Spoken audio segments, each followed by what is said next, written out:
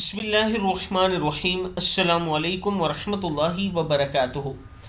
عابد راجہ channel کی طرف سے آج میں اپنے دوستوں کو رسول اللہ صلی اللہ علیہ وآلہ وسلم کا ایک فرمان بتاؤں گا۔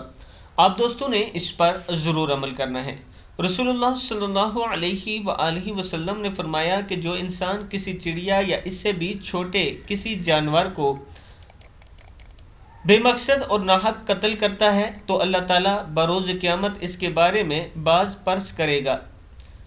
عرض کی گئی کہ یا رسول اللہ صلی اللہ علیہ وآلہ وسلم اس کا حق کیا ہے؟ فرمایا اس کا حق یہ ہے کہ اسے ذبح کر کے کھا لو، ایسا نہ کرو کہ اس کا سر کاٹ کر اس کو پھینک دو۔ یعنی اگر آپ کسی جانور کا شکار کرتے ہیں تو اسے پھینکا مت کریں، اسے ذبح کر کے کھایا کریں، نہیں تو شکار نہیں کرنا چاہیے۔ یہ رسول اللہ صلی اللہ علیہ وآلہ وسلم کا حکم ہے، اس پر ہمیں ضرور عمل کرنا چاہیے۔ آپ دوستوں نے اس ویڈیو کو آگے ضرور شیئر کرنا ہے۔ السلام علیکم ورحمۃ اللہ وبرکاتہ۔